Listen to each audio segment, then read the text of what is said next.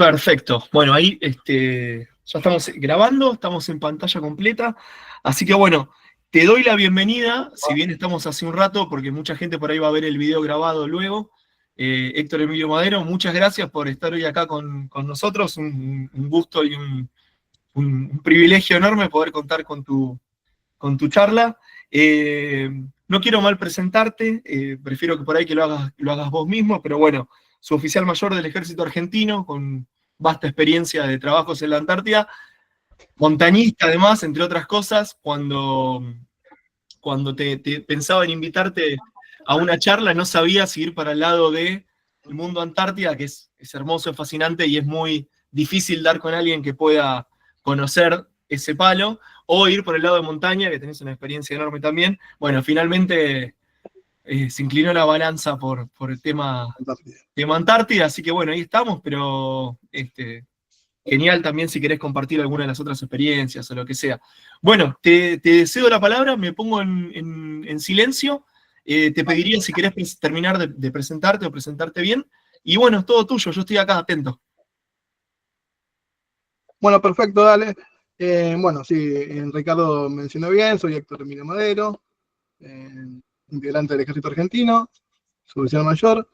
Actualmente estoy trabajando en el Instituto Geográfico Nacional, soy uno de los administradores de la base de datos geográfica del instituto. También soy montañista. Mis primeros destinos fueron en Neuquén, así que bueno. Ahí es como que me empezó a gustar la montaña, me metí en ese palo, me gustó, y ahora de grande, empecé hace poco tiempo la carrera de guía de montaña en el ICABA, ya estoy en tercero, me faltan mis últimas materias, y bueno, veremos si en un tiempito ya recibirme como guía. Bueno, metiéndome con el tema de la Antártida, para ponerlos un poco en contexto, nada, saben que existe un tratado antártico,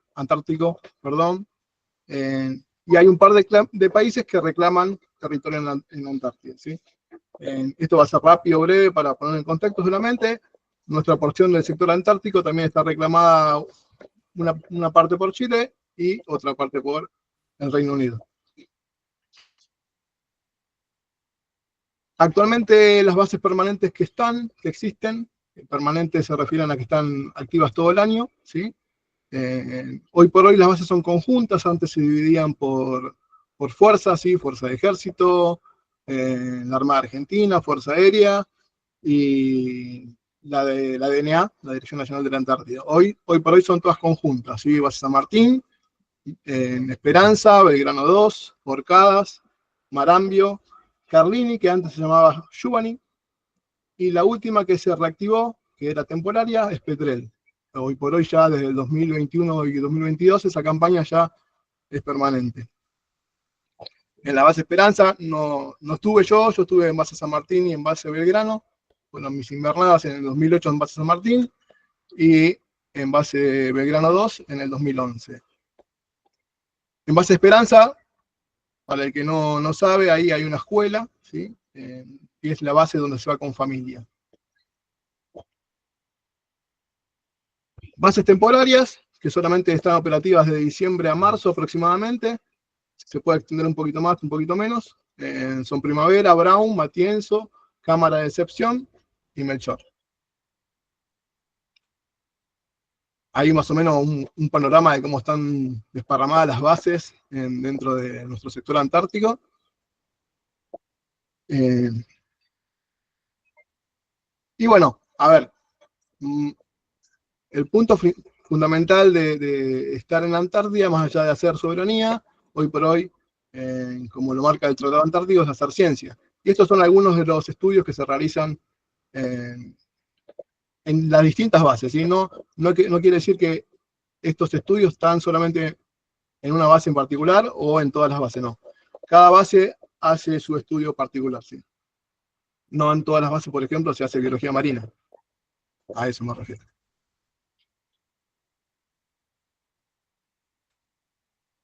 Bueno, esta fue mi primera base, ahora le quiero mostrar un poco dónde está. Si nos ubicamos en la península Antártida, se encuentra al oeste de la península, ¿sí? Se encuentra en el islote Barry, ¿sí? En la bahía Margarita. Estas son algunas de las panorámicas de esta base en particular.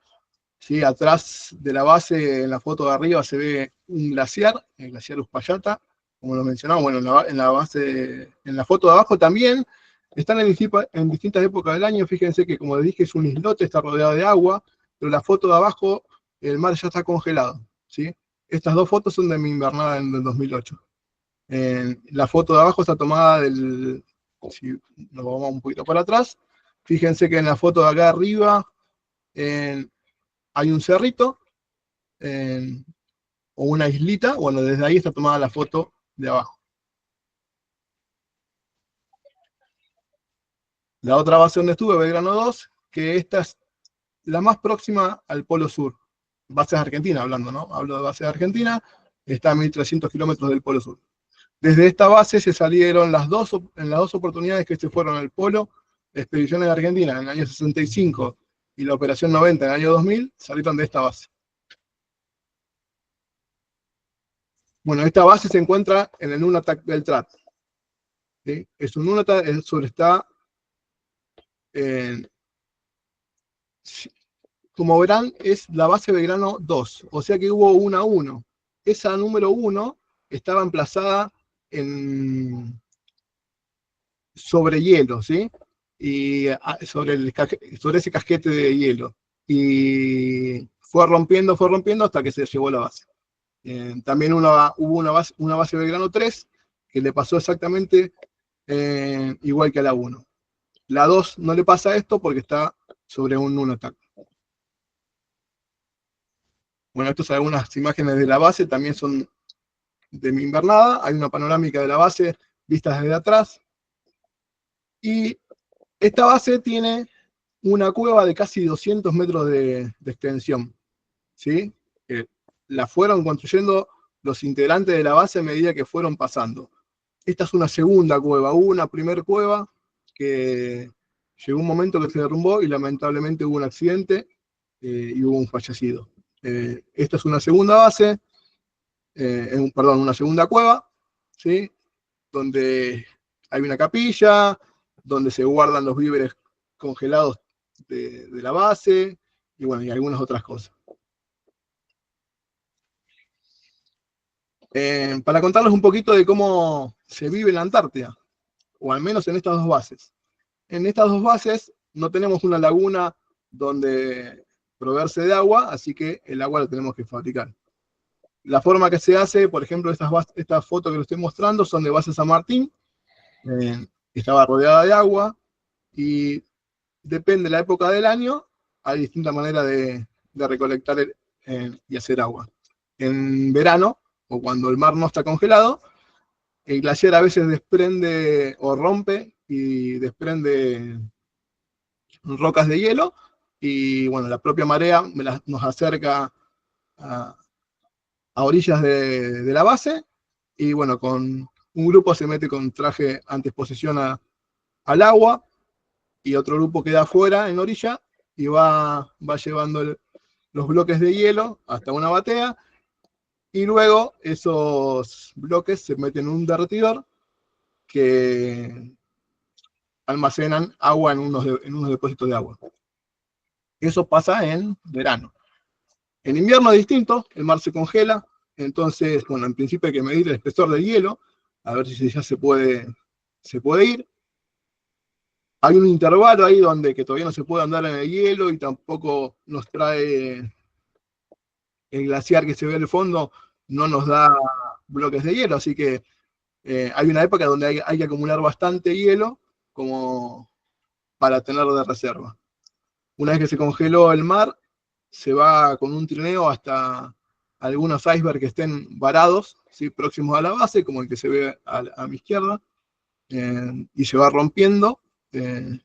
Total está varado con el propio mar congelado, y bueno, de ahí se lleva con motos de nieve y el trineo los bloques de hielo para después ser derretidos. Las dos imágenes, la placa anterior y esta, son en base San Martín.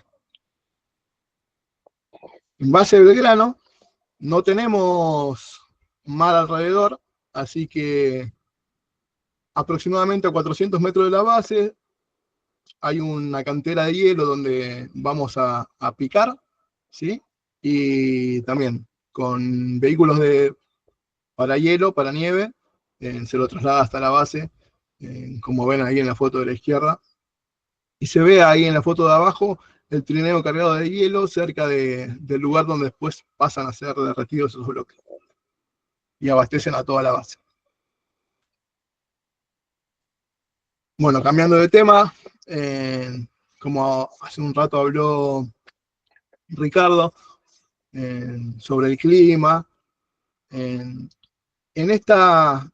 la base Belgrano 2 particularmente, tenemos noche polar, y tenemos las auroras polares, que las podemos ver de noche, perdón, polares australes, ¿sí? No son boreales, que son en el norte, y se producen por gases suspendidos en el aire a través de vientos solares, ¿sí? Entonces, eso nos da las auroras. No soy experto en auroras, pero bueno, tuvimos la gracia de poder vivirlas, verlas. Al principio le sacamos fotos y no salían, bueno, hasta que alguno que otro tenía conocimiento de fotografía y pudo captar esas imágenes fantásticas, entre otras. Otro fenómeno meteorológico que aparece es un parhelio también. Son partículas suspendidas de helio en la atmósfera, ¿sí? Y la refracción del propio Sol, se iluminan esos falsos soles alrededor del mismo.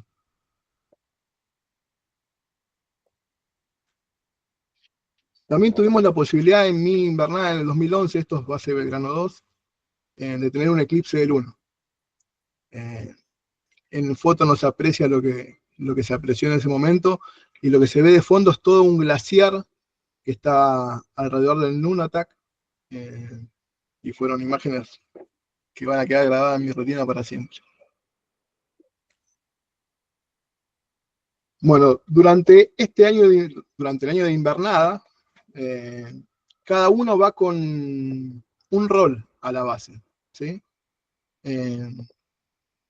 Mi rol, en las 2 veces que fui a la base, tengo un rol administrativo y un rol más activo, digamos, ¿sí? El rol administrativo era estar en la base y yo era el encargado de la logística, ¿sí? Tenía un jefe de logística, pero a su vez, si había alguna patrulla, yo era el responsable o era el guía de la patrulla de rescate de esas bases, ¿sí? Tanto en San Martín como en Belgrano. Y a lo que voy, que durante el año también se le da instrucción al personal que está ahí, porque no todos son, más allá de que antes de ir a la Antártida hay un año en el continente, en que se va a Cabiagüe, en mi época ha sido a Bariloche, ¿sí? A hacer trabajos en hielo, pero después tenemos especialistas, ¿sí? No sé, tenemos al enfermero, al cocinero, al mecánico también que van a las bases, y no son expertos en este tipo de terreno. Entonces, más allá de que acá, antes de irse, reciben algo de instrucción, allá se continúa instruyéndolos o manteniéndolos con esa idea fresca. Y quien da la instrucción son los que van, normalmente lo que intervienen en la patrulla de rescate, que son especialistas en montaña. En esta oportunidad éramos 2, que fuimos que éramos montañeses, digamos, y estuvimos en la base. También recibimos, en base San Martín particularmente, tuvimos visitas, ¿sí? De varios cruceros. Apenas llegamos en febrero, en marzo llegó el primer crucero, un crucero alemán, el Bremen, ¿sí? Después, en noviembre llegó no un crucero, sino un velero, ¿sí? Como dice ahí en la foto de abajo a la derecha, Mayhorn era el nombre de uno de los tripulantes, o el dueño del barco, ¿sí? Después si lo googlean, es una persona, un sudafricano, hablaba muy bien español, Él había hecho toda la vuelta al Círculo Polar Ártico sobre esquíes y una vela, tardó 127 días. Después dio la vuelta al mundo al Ecuador, ¿sí? Sus partes navegando en los mares, navegando con este mismo barco y atravesando desiertos, caminando, nadando en el Amazonas. Todo esto se lo cuento porque él mismo nos mostró en su microcine que tenía dentro del velero. Nos reunió toda la base, ellos bajaron. Es más, esa vez que llegó este velero, estábamos a mar congelado todavía, o se estaba queriendo descongelar, pero cerca de la base todavía está congelado, y estábamos jugando al fútbol, y uno de mis compañeros dice, a lo lejos viene alguien. Y nosotros no puedo venir, viene alguien caminando, dijo. Imposible que venga alguien caminando si tenemos mar congelado. Y efectivamente venía gente caminando en nuestra dirección, en dirección a las bases, y era este hombre con su equipo, y como su objetivo era dar la vuelta al mundo, y por el Círculo Polar Antártico no tenía un efecto llamativo, ya que es todo agua, o su gran cantidad es agua, su objetivo era salir de esta base, irse caminando desde la base hasta el Polo Sur. Pero no estaba solo, estaba acompañado, tenía su especialista en montaña también, aunque él era ávido en este tema, pero tenía en ese momento era el tercer mejor, como los presentaron ellos, era el tercer mejor escalador de Europa, que le hacía él subió al glaciar primero, hizo una revisión, a ver si podía salir de ahí, y si le daba el ok, salía. Se quedaron 2 días en la base, y bueno, en definitiva no era un lugar óptimo para salir de ahí al polo, así que cambiaron de ubicación de inicio de partida para irse al polo. También tuvimos la visita de un avión, sí, que salió desde Chubut, ¿sí? No sabíamos que llegaba hasta esas latitudes, ¿no? Este tipo de avión, porque voló y volvió de vuelta a Trelew, ¿sí? Es nuestro avión, es un avión argentino, y llegó hasta ahí. Bueno, tomamos contacto con el piloto a través de las radios y hizo una segunda visita. Esto ya era a punto de hacer el relevo, tipo diciembre, enero, y bueno, a gente que necesitaba fumar o se le habían acabado los cigarrillos, le habían pedido a los pilotos si le podían tirar, y tiraron con un tocho de PVC, hicieron un lanzamiento y quedó a orillas de la base, y bueno, muy cerquita, así que se fueron a rescatar, y mandaron una carta, tuvimos contacto con todos los integrantes de la tripulación del avión, ellos con nosotros, así que estuvo muy bueno eso. Como verán, arriba estamos en pleno enero, y seguramente ahí estaba haciendo 4 o 6 grados bajo cero, y nosotros estamos sin remera, y ustedes dirán, qué loco.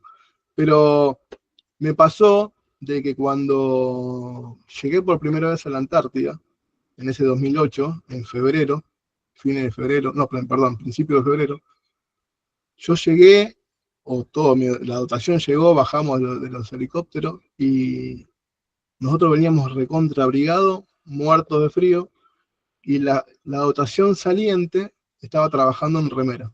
Y nosotros no podíamos creer, y estos fantasmas decíamos, nosotros no lo creíamos. Y nos pasó a nosotros que cuando nos fuimos, estábamos trabajando de remera, porque un año de aclimatación fue bastante para poder soportar esas temperaturas, ¿no?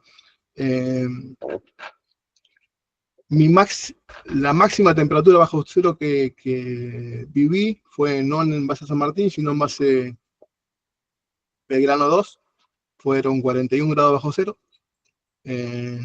Y el viento, como decía Ricardo, también influye un montón. Si mal no recuerdo, había llegado a 60 la térmica bajo cero. Tenemos una tabla de exposición en el frío, que la maneja el meteorólogo, entonces él sabe cuánto tiempo podemos estar afuera con esas temperaturas, porque se trabaja todo el año, ¿sí? Cada uno hace su tarea, y el que no ayuda al otro. Entonces Si hay que trabajar afuera de la base, antes el metrólogo dice, bueno, hace tanta temperatura, el tiempo de exposición son 30 minutos. Entonces, 30 minutos estamos afuera y después se ingresa de vuelta a la base a calentarse y después al tiempo otra vez se puede salir esos 30 minutos. Y esa tabla lo va rigiendo, el tiempo de exposición. Bueno, algo de la fauna de la Antártida, en base a San Martín particularmente vi todo esto. ¿Sí? El único pingüino que en esta base hay es el pingüino Adelia. Hay varias especies de este pingüino, pero solamente vimos el Adelia en esa base. Bueno, una foquita de Weddell, una gaviota antártica, una escuba, un lobito marino, y bueno, ahí abajo están los krill. Todo esto tuve la oportunidad de conocerlo en esta base. En la base Belgrano 2 solamente se veían aves, y cuando el barco se aproximó a dejarnos, vimos un pingüino del emperador muy lejos de la base, así que no había este tipo de animalitos en base Belgrano 2. Bueno, vamos a lo propio. Cerca de las bases se mantienen los refugios, ¿sí? Cada base tiene refugios cercanos. Las fotos que están viendo ahora son yendo a una patrulla al refugio del 7 de agosto en base a San Martín. Se mantienen los refugios porque en los refugios hay abrigo, hay comida, entonces hay que ir todos los años a ver si esa comida está vencida o si se utilizó por algún otro país que anduvo recorriendo la zona y tuvo que parar de imprevisto. Igualmente se avisa por radio si se utilizan, y bueno, después se repone, ya sea porque se han consumido o porque se han vencido. Entonces todos los años hay que hacer esos recorridos o esas patrullas a los distintos refugios. Base San Martín tiene dos próximos, ¿sí? Uno sobre el glaciar, que es el refugio ONA, y otro cruzando el mar. Ya se puede ir con botes neumáticos o cuando el mar está congelado, como en estas imágenes que les muestro, que fuimos caminando con esquíes, ya fuimos esquiando, ¿sí? Hasta este refugio. Y hicimos noche ahí. Habíamos salido con 16 grados bajo cero y la idea era ir, abastecer y volvernos a la base. Está a 8 kilómetros de la base. Y fue con nosotros el jefe de base y propuso, ¿no les parece quedarnos? Éramos 4 los integrantes de esa patrulla, que estábamos muy lindos, la verdad que estaba hermoso el día. Y bueno, nos quedamos, y en esa noche bajó la temperatura a 30 bajo cero. Y mi barba de abajo a la derecha fue a la vuelta, ¿sí? El mismo vapor que uno va hablando, va respirando, se va formando eso en la barba. Así que volvimos con 30 grados bajo cero con sol, pero con 30 grados bajo cero a la base. Bueno, esto es en base Belgrano 2, también haciendo la misma actividad, haciendo patrullas para ir a reponer en mercaderías a un refugio cercano. En este caso íbamos al refugio Cisterna, también está a 8 kilómetros de la base, y tiene un refugio muy pegadito, ¿sí? A metros nomás, que es un refugio ruso. Nos fuimos para allá, y también hicimos noche. Pero en esta ocasión no tenía mar, pero sí tenía un mar de grietas, porque tenía que cruzar un glaciar. Al momento de irnos, en esta oportunidad éramos 3 los integrantes de la patrulla, ¿sí? Yo era el más experimentado, iba de guía. El último era el que me seguía en experiencia en actividad de montaña, digamos, en trabajo sobre glaciares y todo eso. Y el integrante del medio era el jefe de base. No tenía experiencia en montaña. A ver, solo lo visto antes de irnos y lo que le pudimos enseñar en ese tiempo. Esta patrulla fue en octubre. Cuando fuimos, yo tenía un track, ¿sí? De la dotación anterior que me habían dejado, así que seguí el track, con un montón de waypoint donde me marcaban las grietas. Más allá de tener ese dato, o manejarme con el navegador, iba haciendo trabajo de sondeo. Si ven en la foto de arriba a la izquierda, se ven las grietas a simple vista, porque el viento las destapa o le va haciendo ese socavado. Hay veces que sí, hay veces que no. Si hubiese nevado, no lo hubiésemos visto. Bueno, en definitiva hicimos noche en el refugio sí. No hicimos noche en el nuestro, hicimos noche en el refugio ruso. Estaba en mejores condiciones que el nuestro. No les voy a mentir.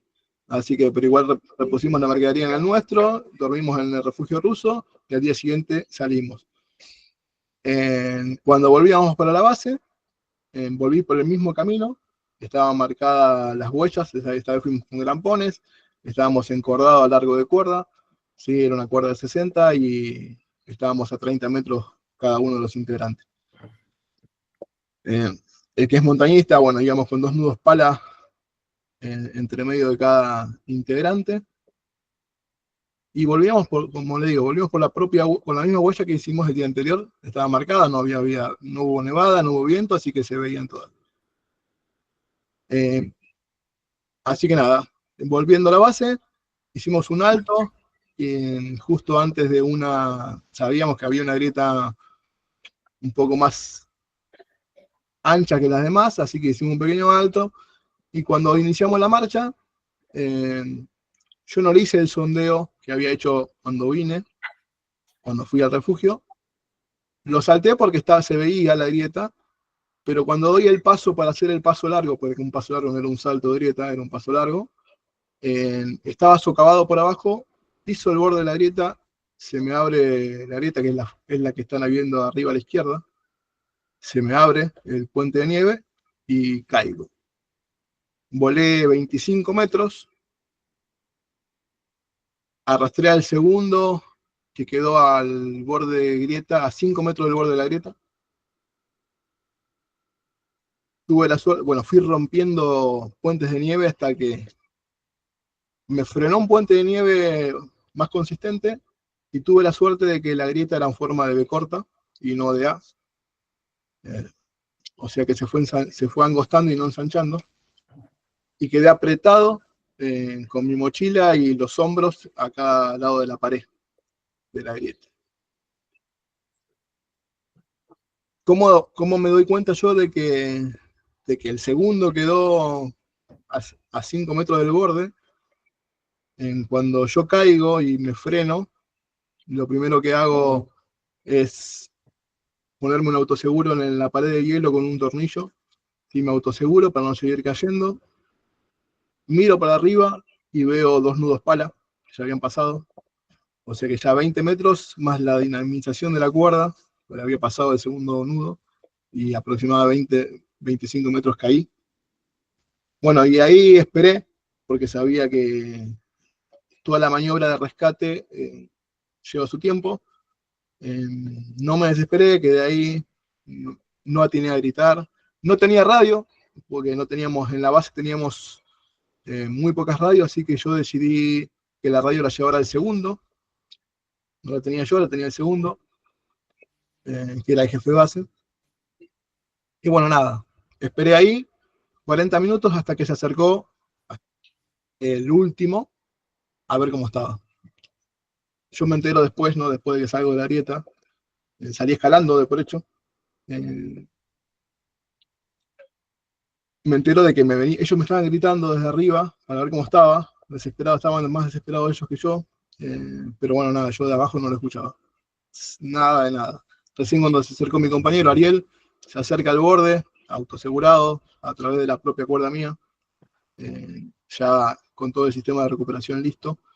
Se acerca y bueno, le digo que yo estaba bien, que no tenía ninguna molestia. En realidad sí tenía una molestia en el tobillo y tenía una molestia en el hombro, pero en ese momento era solamente una molestia. La adrenalina estaba a 1000, así que no sé, solamente sentí una molestia. En esos 40 minutos yo no tenía ni a sacarme la mochila, en realidad sí, pero no podía porque estaba apretado, tenía apretados los hombros con las paredes de la aleta y no me dejaba mover los brazos para poderme sacar la mochila. Cuando Ariel se vuelve a terminar el sistema de recuperación y empezar a armar el polipasto o el sistema de poleas para poder sacarme con el otro hombre, con el jefe de base, bueno, ahí yo intento sacarme la mochila para poder colaborar con ellos y subir escalando, y llego al tiro de la mochila por abajo del hombro, y desengancho un tiro de la mochila, se cae la mochila, bueno, se cae. Queda en el puente de nieve, yo la dejo ahí, tenía otra cuerda dentro de la mochila, así que nada, la autoseguro la mochila, me la pongo en mi arnés, y cuando estuve listo para subir, o estaban listos de afuera con todo el sistema de recuperación, yo salgo escalando. Cuando salí, le dije a mi segundo, digamos, al que me seguía en experiencia, que fuera él adelante a partir de ese momento. Yo me quedé atrás, él fue guiando, le dije que fuera lento, porque me molestaba el tobillo, era una molestia, como les digo, no era mucho más. Y nada, llegamos a la base. Cuando yo salí de la aleta, no se había llamado, el jefe de base no había llamado todavía a la base para detectar que alguien se cayó. Así que nada, apenas salí, llamamos a la base avisando de que estaba todo bien. La idea era que se alerte otra patrulla, pero bueno, yo ya estaba afuera, así que nada, seguimos camino normal hasta la base, llegamos. Nada, me desequipo y directamente me fui a la enfermería. El médico de la base me hace un par de radiografías para descartar que la molestia en el tobillo no sea una fractura. Y bueno, no fue nada óseo, así que fue un esguince. Lo trataron a esa lesión como tal, era un esguince, tanto el hombro como el pie. Y bueno, acá no puse la foto, pero tenía una foto en donde una de las paredes yo había visto que tenía, no sé, a mi derecha, mirando para arriba, a mi derecha había un mancho de sangre. Y yo estaba, cuando me saco la foto que está ahí, que está acá en el centro, miro que tengo un raspón en el pómulo izquierdo. O sea que habré girado en algún momento y quedé mirando al revés. Fue lo único que tuve en el rostro, ese raspón en el pómulo izquierdo, y bueno, nada de sangre en la nariz, no mucho más, y la molestia en el tobillo y en el hombro. Pero cuando el cuerpo se relajó en la base, esa adrenalina ya no estaba, se me hinchó el ojo, parecía como que me habían golpeado terriblemente, todo morado, pero bueno, nada. Desde ese momento decidí no tener comunicación con la familia a través de internet, porque siempre uno a las tardes después de terminar de trabajar se va a su habitación, se higieniza y tiene su momento con la familia, de conectarse con ellos, de compartir con los hijos y no sé, hacer las tareas juntos. Bueno, en ese momento para mi familia yo les dije, hubo una tormenta y se rompieron el sistema de internet. No había internet. Solamente tenía llamada telefónica, así que hablaba con ellos, hasta que se me fue todo. Nunca le avisé que me caí. No quería alertarlo, pues ya que ellos no podían hacer nada desde acá del continente. Y nada, así fue. Por suerte la puedo contar. Esta caída fue un 19 de octubre, no me lo olvido más, para mí nací de vuelta. Y el 20 de octubre era el cumpleaños de mi papá. Fue muy emotivo todo esto, esta caída. Pero nada, pude salir y hoy la estoy contando. Acá están, bueno, los tres integrantes, el refugio, ese metálico es el refugio nuestro, argentino, en Cisterna. Y acá es todo el glaciar que recorren. Y bueno, y por último tuve la oportunidad de estar en el islote, en la isla donde está la base Marambio, ¿sí? Pero no estuve en la base Marambio particularmente, sí llegué ahí con el avión, bajé, esto fue en el 2018, no fue una invernada, fueron solamente 2 meses, fue una campaña de verano, y fui a guiar para mí fue la salida más enriquecedora de mi parte. Fui a guiar un grupo de paleontólogos, la verdad que era mi primera vez, y aprendí un montón. La verdad que aprendí un montón. Había 3 doctores y una técnica en paleontología. Y yo fui como guía de montaña a guiar a esta gente en el terreno. Ellos me dieron una carta, a ver, era una carta topográfica, en realidad no era topográfica, era geológica, una carta. Pero bueno, yo tenía mi carta de la zona como para poder manejar y ellos me decían, bueno, nosotros tenemos que prospectar este terreno. Y bueno, al día siguiente, o cuando se dieron las condiciones meteorológicas para salir, salimos y yo como guía de montaña, a ver, lo llevaba uno tras del otro. Hasta que en un momento el doctor, que estaba a cargo de la expedición de paleontólogos, me dice, a mí me llamaban como Lince, me decía Lince, me dice, si vamos así no podemos prospectar nada. Y digo, ¿cómo hago para controlarlo? Tenemos que ir peinando todo el terreno, me dice. Bueno, dale. Entonces yo me quedé en el medio, ya eran 4, así que puse a mi derecha y a mi izquierda, a 100 metros cada uno, yo me subía al punto más alto de la zona y los iba controlando y ellos iban avanzando. Ahí sí teníamos todos radio, los 5 teníamos radio, así que en cuanto alguien encontraba algo, nada, nos acercábamos al lugar de esa persona, marcaba el waypoint y todos íbamos hacia el lugar, yo los acompañaba y íbamos a ver qué estaba. Y el doctor José Gorman, en el que decidía si empezaba a limpiar ahí o no. La verdad que tuvo mucha, no sé si es suerte o qué, pero José pateaba una piedra y encontraba un fósil. Terrible. Y nada, aprendí mucho con ellos porque yo iba en el medio haciendo nada, controlándolos, no solamente que no se pierdan, hasta que, bueno, nada, yo pensé que encontraba algo y en vez de llamarlo al doctor, yo me acercaba y yo era el que iba y venía, encontré esto, marcaba el waypoint, ¿no? Para no perder el lugar, y me dice, no, me dice Lince, es una piedra. Bueno, y así, bueno, fui aprendiendo hasta que encontré un par de fósiles, no los que necesitaba el doctor, y el doctor en esa oportunidad encontró 2 plesiosaurios y un mosasaurio. Como les digo, no soy especialista en el tema, pero sé lo que se encontró, entre otras cosas, y la verdad que aprendí un montón. Bueno, acá a la derecha está, para que se den una idea, un plesiosaurio, en las películas de Jurassic Park, es el que tiene cuello largo, pero no el que camina sobre el terreno, sino el que está abajo el abuelito, ¿sí? El famoso abuelito con aletas, de cuello largo, ese es un plesiosaurio. Y el mosasaurio es el que estamos recién empezando a sacar ahí a la izquierda. Hasta acá arriba, porque yo también en los últimos días ya me tiraba al piso con ellos y me habían enseñado cómo limpiar un poco el terreno con el pincel, con los cinceles y todas esas cosas, así que también colaboraba. Y como ven, hay mucha humedad en el terreno de ahí de Marambio, hay mucho permafrost. Sobre la superficie está todo seco, pero uno empieza a cavar un poco y se empieza a enchastrar de barro, porque se va derritiendo ese permafrost. Y nada, también nunca lo había experimentado, fue mi primera vez con el trabajo ese con el permafrost, y nada, fue una locura. Y todos los días lo que se hacía era,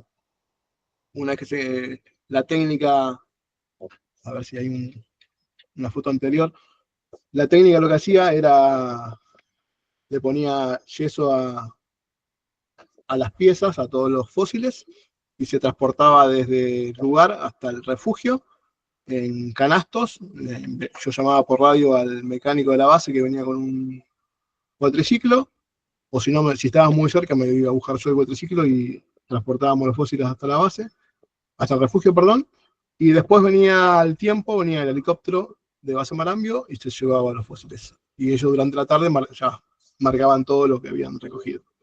Y como les digo, para mí fue la experiencia donde aprendí un montón, cosas nuevas que nunca había visto, y y nada, y como guía también, porque tener la gente, no tenía, tenerla atrás mío y tenerla a mis lados, fue algo distinto para mí. Bueno, eso fue mi vivencia en la Antártida.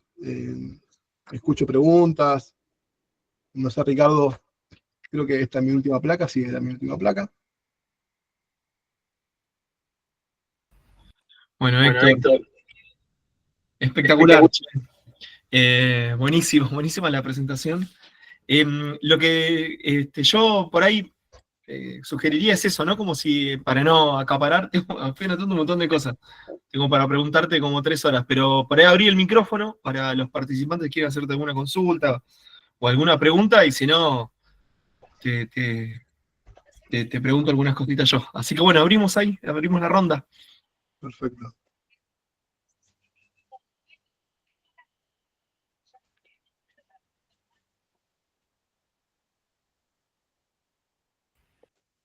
No sé si alguien quiere romper el hielo. Justo, ¿no? Ahí creo que hay una pregunta en el chat. ¿Cuánto tiempo fueron mis campañas? Bueno, mi primera campaña en el 2008 en base a San Martín fueron 13 meses. Entré a principios de febrero y salí a fines de marzo del año 2009. Y mi segunda campaña en base Belgrano fueron casi 12 meses, 11 meses y moneda. Y bueno, mi última campaña en el 2018 fueron solamente 2 meses que fui a guiar al grupo de paleontólogos.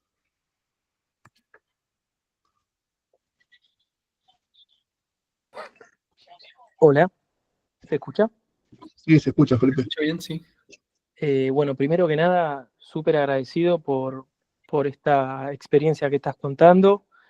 La verdad, siempre fui un apasionado de la Antártida, me parece un lugar misterioso y, bueno, yo soy geólogo y siempre tuve la fantasía de quizás algún día poder conocerla. Eh, Sumado a que mi abuelo hace como 45 años, desde las Fuerzas Armadas, también la conoció, así que ahí tengo una, una motivación extra. Pero paralelamente te quería hacer la siguiente consulta. Eh, si mal no estoy, los lugares en donde tenemos bases es en la península. Está bien que Belgrano 2 no está específicamente en la península antártica, pero son todas cercanos a la península.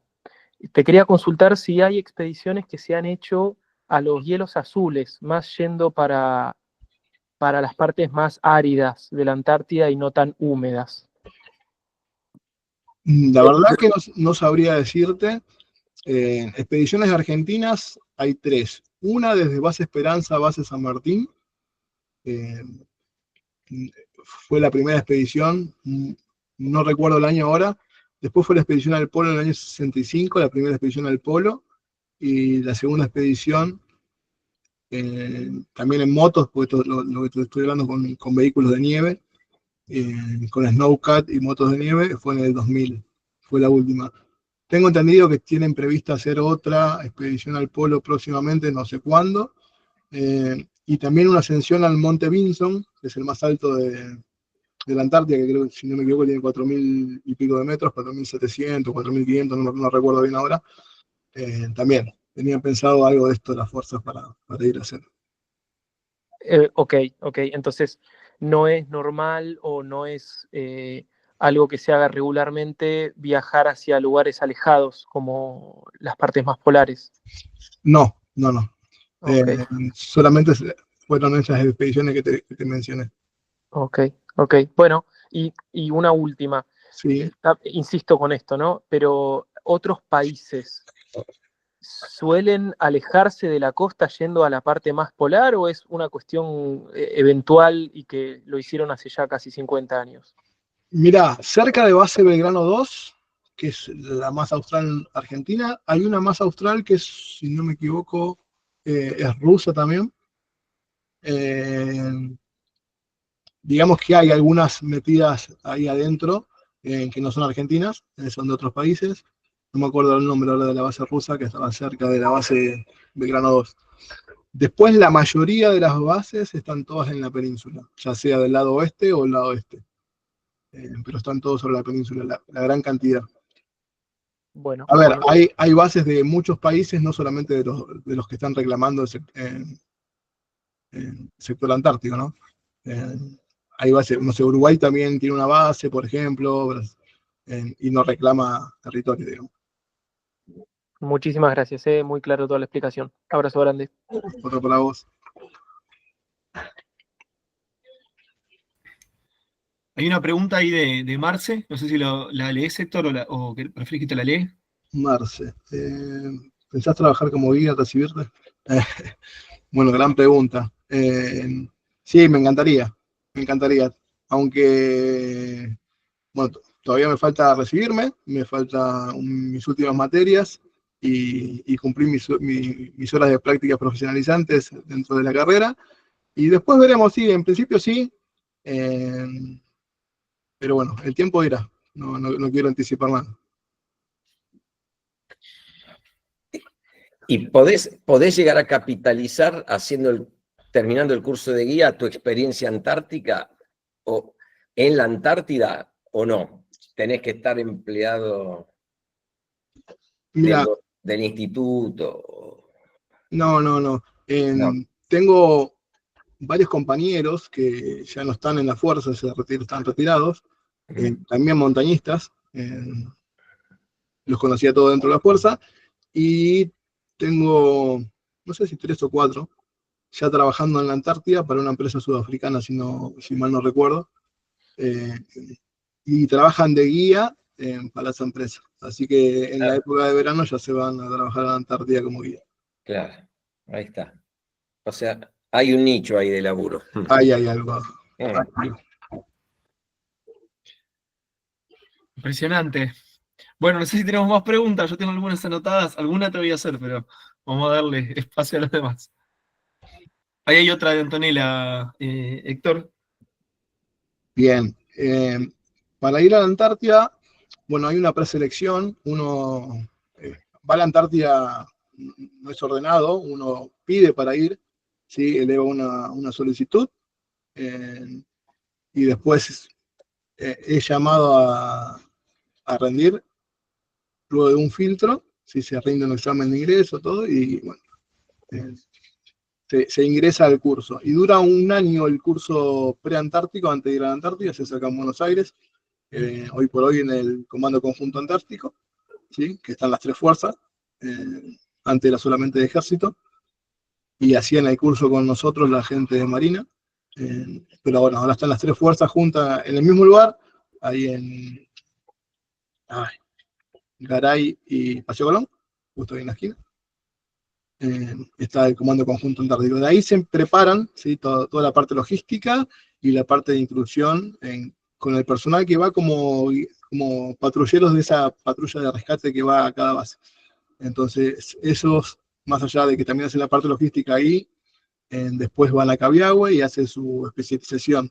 No solamente en la parte de montaña, también hay otras especialidades como el buceo. ¿Sí? Tengo compañeros buzos que en la base de Carlini hacen mucho buceo, y creo que en Esperanza también hacen ahora buceo, y tengo muchos compañeros y conocidos que bucearon en la Antártida.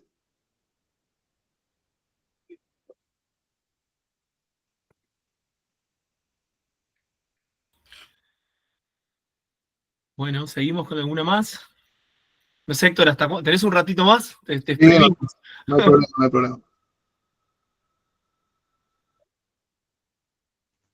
No sé si alguien más tiene alguna preguntita para aprovechar. Lo que le puedo comentar también fue una experiencia de rescate no mía, ¿sí? De algunos compañeros. Yo tengo un conocido que tiene los 2 polos conquistados, tanto el sur como el polo norte. 2 conocidos, uno amigo y el otro es un conocido, que tiene los 2 polos conquistados. Y ellos dos, juntos a otros, en el año 2005, fueron a hacer un rescate ahí próximo ¿cómo se llama? A base Carlini, ¿sí? Fueron a hacer un rescate de 2 argentinos que habían caído en una grieta, en moto. Hay un libro respecto de, no me acuerdo el nombre, ahora después si lo busco se los pongo en el grupo de WhatsApp.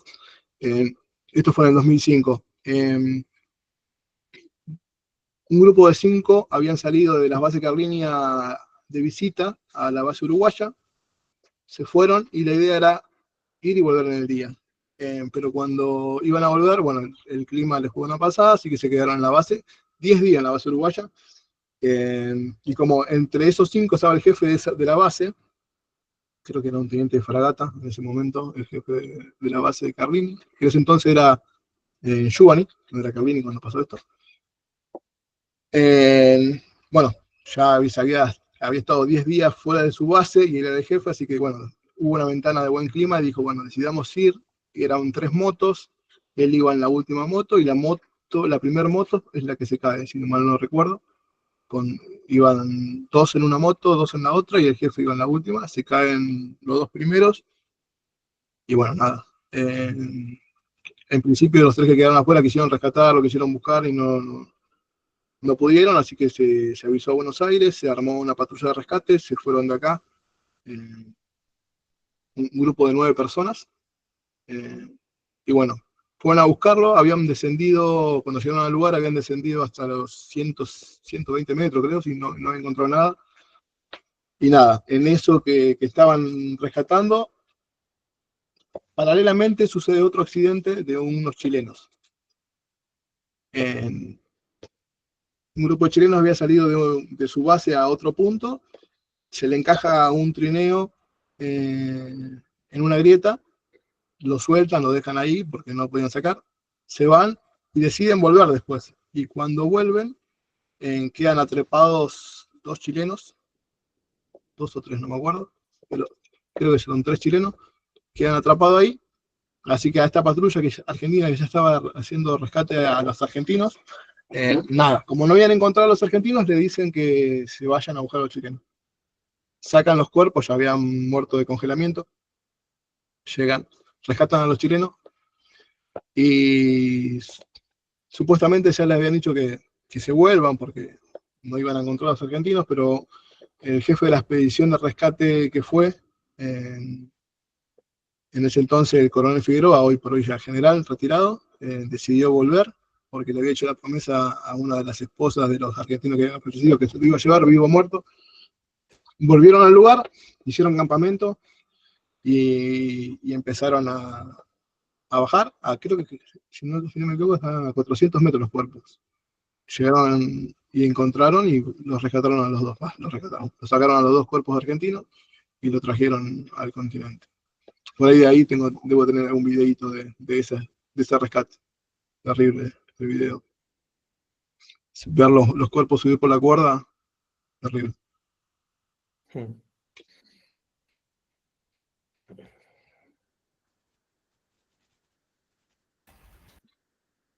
Bueno, gracias Héctor. No sé si alguna otra preguntita. Una pregunta breve para Héctor. Por ahí a mí no me quedó claro. Supongo que debe haber varios refugios y todos están a distintas distancias de la base. Quería preguntarte a qué distancia más o menos están los refugios, si hay un aproximado, son muy variables. Bueno, si tienes una idea de cuántos refugios hay para cada base y cuáles eran las formas en que ustedes se orientaban en el terreno, si era exclusivamente con GPS o tenían algunos puntos de referencia, cómo era más o menos. Bien. Mira, varía la cantidad de refugios que hay cerca de las bases y también varían las distancias. En las bases que yo estuve, en base San Martín había 2 refugios, uno a 8 kilómetros, como el que dije que había que cruzar el mar, ya sea congelado o con botes neumáticos, y otro que estaba también un poquito más de 8 kilómetros sobre el glaciar, que es el refugio Van. 2 refugios argentinos en este caso, no había un refugio cerca. Sí había también a 8 kilómetros 2 bases abandonadas, una americana, una de Estados Unidos y otra inglesa. Eran 2, Stonington y Base del Este, que estaban justo enfrente de Base San Martín, pero eran 2 bases abandonadas. Es más, los buques que venían, los cruceros, perdón, que andaban por la zona, no conocían la base argentina, sino que iban a estas dos bases abandonadas porque lo usaban como museo.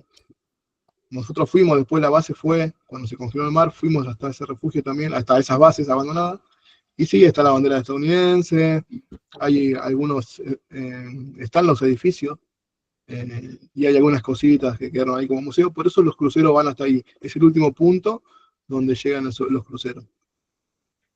Y después me habías dicho otra pregunta, aparte de la orientación. El tema de la orientación. Simplemente GPS. Ahora un poquito, cuando yo fui,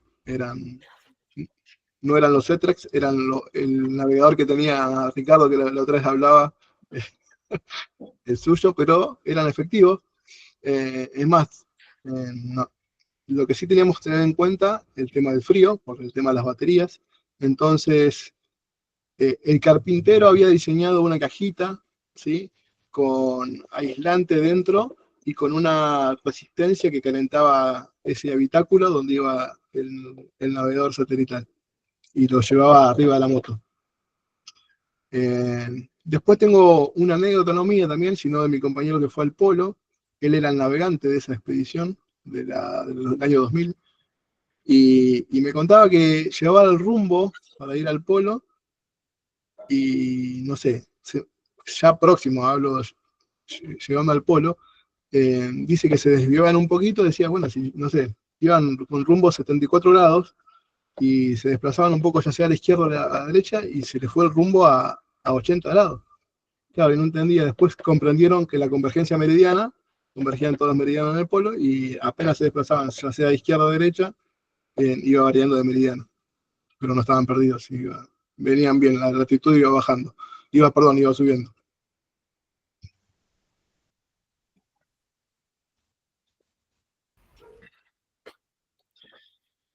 Bueno, aprovechamos alguna preguntita más.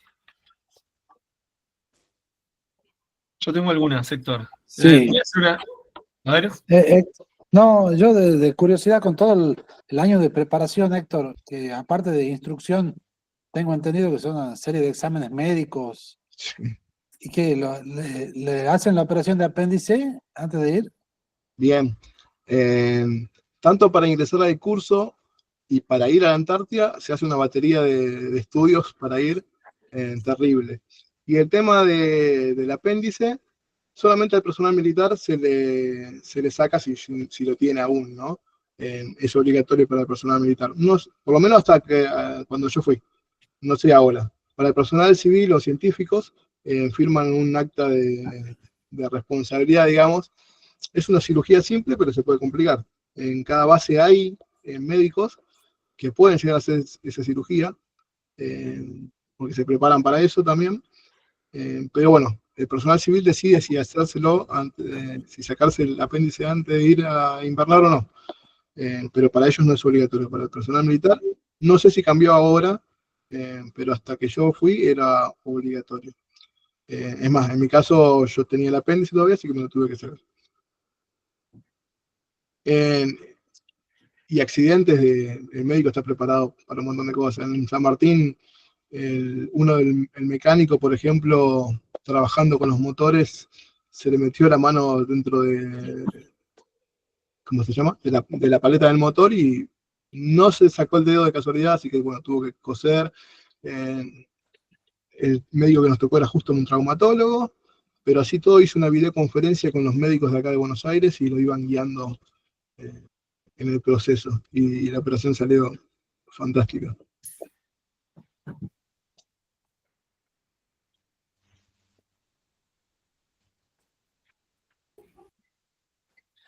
Bueno, ¿alguien más? ¿Alguna otra preguntita? Bueno, voy a hacer algunas, Héctor, si me dejas. No quiero abusarte un poco. Tengo un montón, mira, tengo un montón que estoy notando. Pero voy a elegir algunas más técnicas, Bien. otras más experienciales, porque yo es muy flashero como poder compartir con alguien que lo ha vivido además varias veces, ¿no? Cómo es la experiencia específica en sí y todo eso. Y algunas más de curiosidad. Ahí como preguntó Felipe, cosas como que es como un territorio medio misterioso, ¿no? Como desde lejos uno lo ve y muchos soñamos con alguna vez poder ir. Si llegás a dedicarte a la guía en el Monte Vinson, avisanos, que quizá alguno tenemos un golpe de suerte, ahí podemos darnos una vuelta, estaría fantástico. No, algunas cuestiones más técnicas te pregunto, esto del sistema de refugios, porque mencionaste algunos que estaban 8 kilómetros. Te hago todas las preguntas y después vos elegís cuál querés responder y en qué orden. Vale. ¿Qué finalidad tienen, digamos? Porque es una distancia que entiendo que en las condiciones antárticas puede ser una distancia importante, extrema de vida, pero ¿qué finalidad tiene? Si están ubicados en algunos puntos estratégicos para, no sé, un punto de desembarco, un punto de que se hacen observaciones meteorológicas, de aprovisionamiento de algún tipo de insumo, o lo que sea, ¿qué lógica tienen? O si han quedado ahí como más desde el pasado y eso. Eso pregunta uno. Después te quería preguntar, me genera mucha intriga el caso Belgrano 2, porque tiene un nivel de, digámosle, aislamiento y retiro, ¿no? Porque hay un cúmulo de bases que están en la zona de la Shetland y esto, que hay bases de varios países, entonces hay como una mancomunidad, si se quiere, ahí en esa zona, que imagino que habrá una sinergia. Pero digo, para el caso de la Belgrano 2, ¿cómo es el viaje? ¿Cuánto se tarda? ¿Cómo se llega? Y si llegara a haber un accidente grave, porque me imagino que tanto los profesionales médicos que están ahí, me imagino que en la Belgrano 2 deben estar como aún más preparados que los que están en otras bases que son más accesibles, entre comillas, accesibles, ¿no? ¿Qué se hace en esos casos? Si hay posibilidad de hacer un traslado en helicóptero en esa distancia, es una base que está mucho más alejada, en una zona, entiendo, más inhóspita todavía, o si es un traslado que se hace en determinados momentos del año, ¿no? Esa sería la segunda pregunta. ¿Cuánto tiempo toma? ¿Qué se hace? ¿Qué regularidad tiene? ¿Y qué pasa si en pleno invierno, noche polar, te sucede alguna cosa media extrema, así, de ese tipo? Después te iba a preguntar ahí, respecto de la Belgrano 2, viste que está el misterio de la base Sobral, ahí hacia, bueno, que está, de nuevo, entre muchas comillas, cerca de esta base, ¿no? Si estando ahí, como que, no sé si hablaba o si alguna vez se pensó en ver si se la podía volver a reubicar, que es una base como que desapareció ahí ante el avance de los hielos, se terminó abandonando, corregime, pero creo que en los 60, ¿no? O en Sí. fines de los 60, y nunca más se supo, bueno, dónde quedó, como que se la comió el hielo, si se quiere. Y después, la última que te iba a preguntar, tengo varias más, pero te hago una más y paro, que es que vos mencionaste algo que me llamó un poco la atención, que dijiste lo de la aclimatación. Sí. Y pusiste una foto además ahí, como estando sin remera, trabajando y esto. Y yo tengo recuerdo de haber hablado con varios médicos de montaña y eso, que siempre explican de que el cuerpo humano se adapta bastante bien a la altura, a pesar de que parece a la altitud y frío, ¿no? Como los dos grandes problemas de la montaña.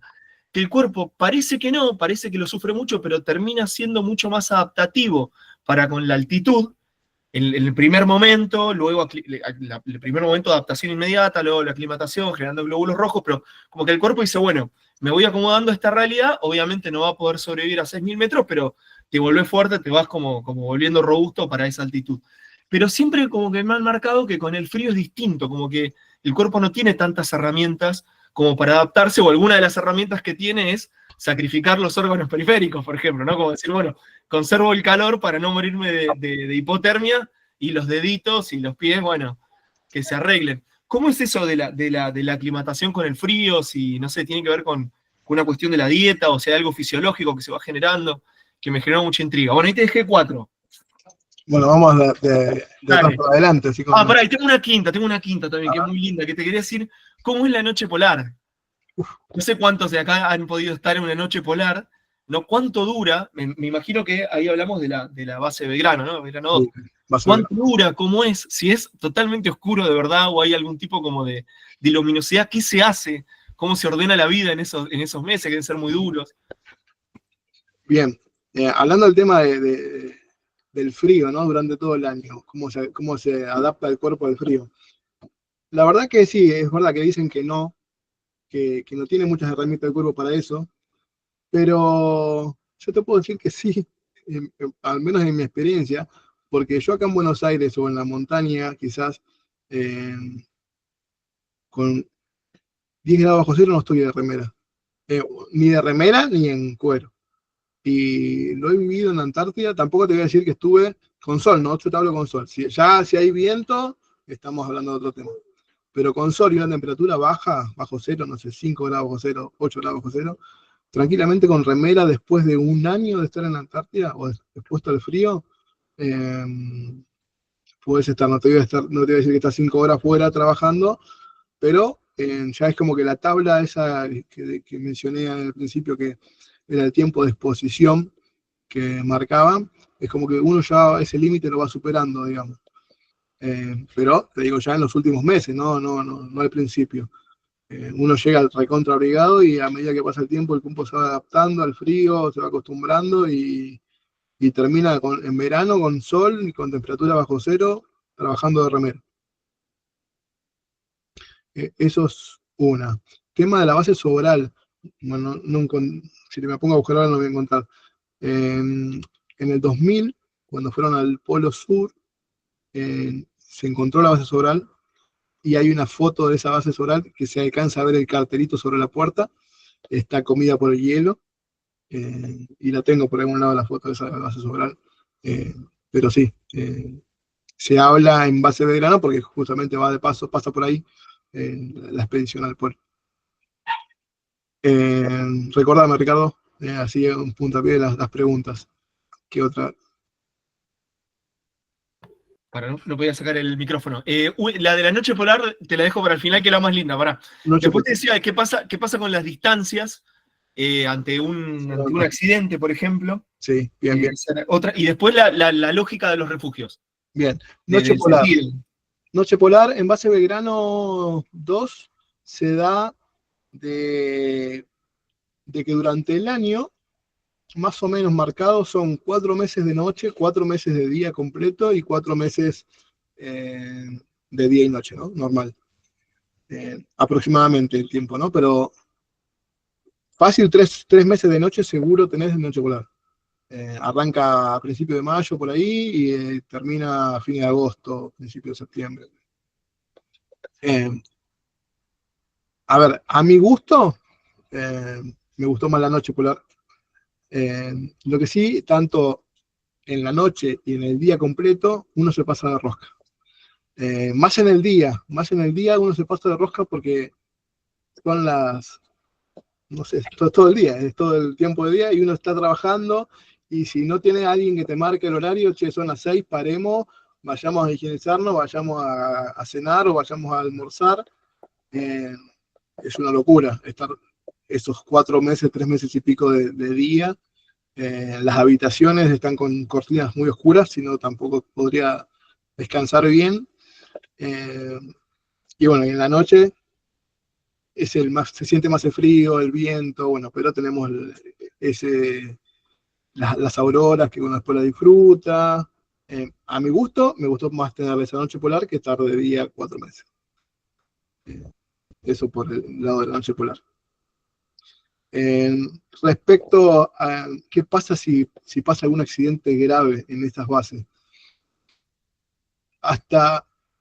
Yo para ir a base Belgrano me fui en barco, desde el puerto de Buenos Aires hasta la base, propiamente dicha, hasta Belgrano 2.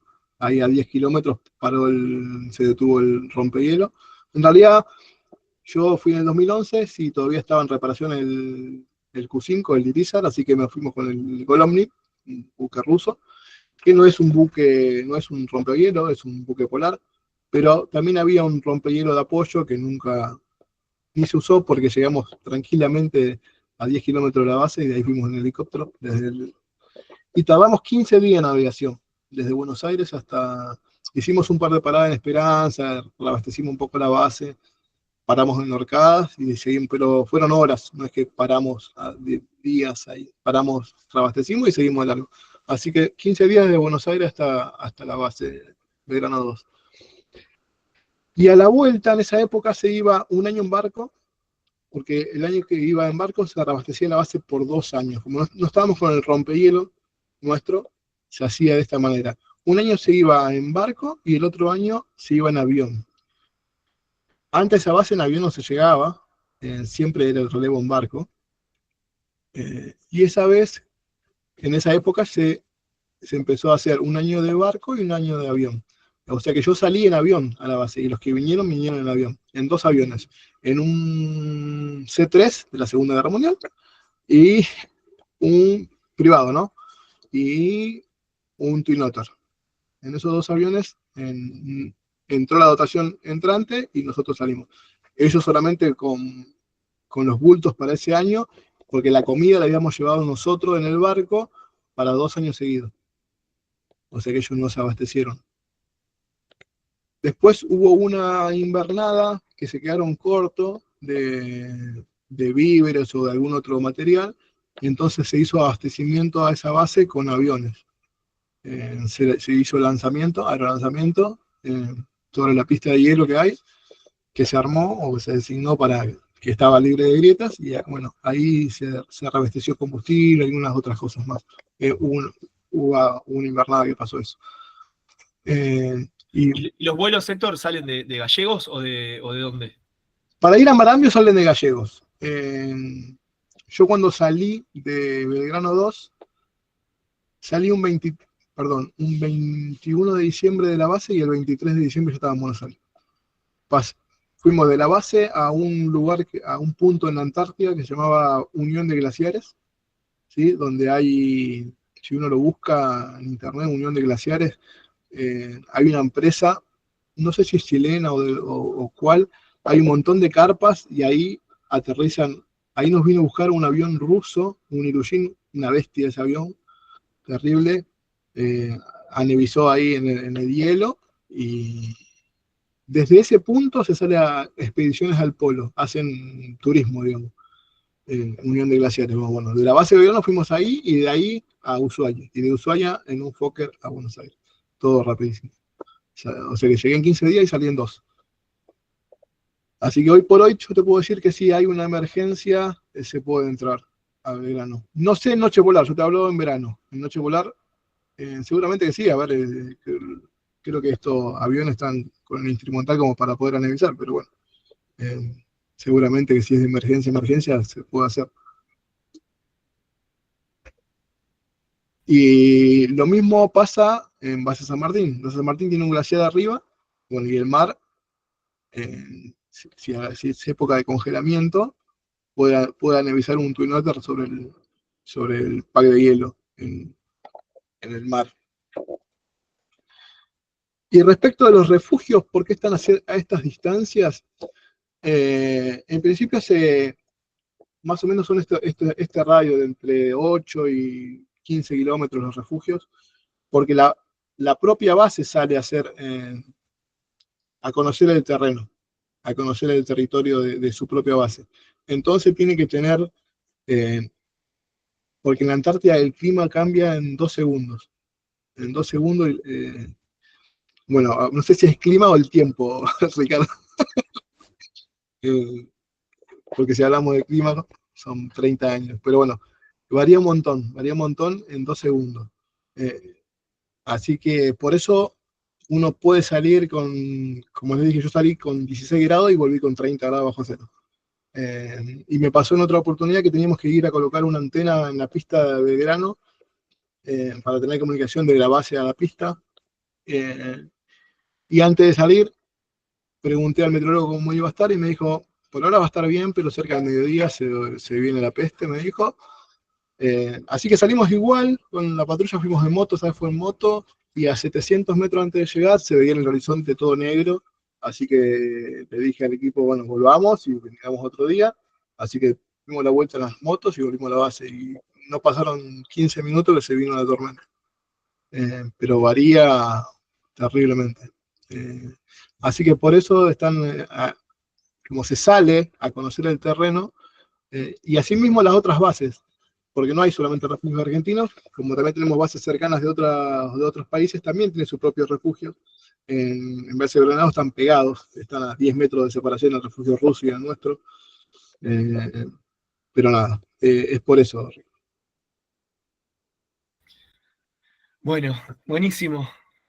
No sé si alguien quiere la última, y lo dejamos ir a Héctor, que ya hace ratazo que nos está compartiendo. ¿Alguien quiere el privilegio de la última pregunta? Si no, tengo alguna más, yo ¿no? Damos ahí unos segundos a ver si alguien quiere preguntar algo. Hola, perdón, yo me quedé pensando, no entendí lo del apéndice, ¿por qué se lo tienen que extirpar antes de ir? A ver, como dije, supuestamente es una operación simple, pero para evitar esa simplicidad igualmente a los miembros de la fuerza nos hacían que nos quitemos el apéndice para que no pase nada allá, o justamente por lo que preguntaba Ricardo, ¿qué pasa si hay algún accidente o a alguno le agarra una peritonitis allá y lo tienen que operar de urgencia y el médico quizás, porque no son todos, a ver, es médico, pero puede ir hasta un odontólogo, puede ir a la base como médico. Y así todos los médicos antes de ir hacen como una pasantía en los hospitales como para estar en conocimiento de todo un poco, ¿no? Y como les dije también, en la base donde estuve se hizo una videoconferencia con el hospital de acá de Buenos Aires y se hizo la cirugía. Pero bueno, yo creo que lo hacen para evitar eh, algo innecesario. Y bueno, y el personal científico tiene la opción de no sacárselo hoy, pero sí firman, tengo entendido que firman un acta de responsabilidad, algo de eso. Ok, muchas gracias. De nada, Camila. Bueno, Héctor, creo que ya más que suficiente todo lo que nos has dedicado. Bueno, vamos cerrando, si te parece. Te agradecemos muchísimo, creo que estuvo espectacular la charla, yo estoy muy contento. Te apalabro para el año que viene, si repetimos el curso o algo, para volver a repetir ahí, creo que está fantástico la experiencia que tenés. Ojalá que puedas avanzar con el tema de guía de montaña. Las montañas te van a quedar chicas acá, seguramente.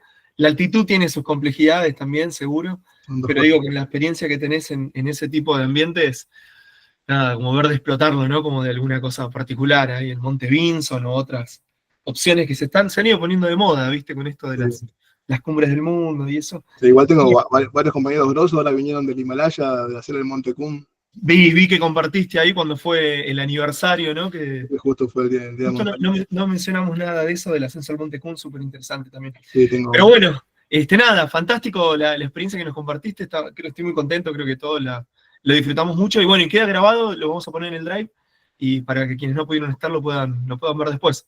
dale, Ricardo. Si hay alguna pregunta o algo, capaz que lo podemos hacer en el chat del grupo y la seguimos por ahí. A disposición, estoy ahí. Bueno, Bueno, Héctor, gracias a vos por confiar en mí y bueno, dale, estoy a tu disposición para el año que viene también, lo que necesites. un gusto enorme. Bueno, te agradecemos un montón. Gracias a todos. Bueno, nos vemos el martes que viene, que vamos a tener también otra charla súper interesante ahí de 8 a 9. Bueno, saludos. Chau, chau. Chao. Chau, chau.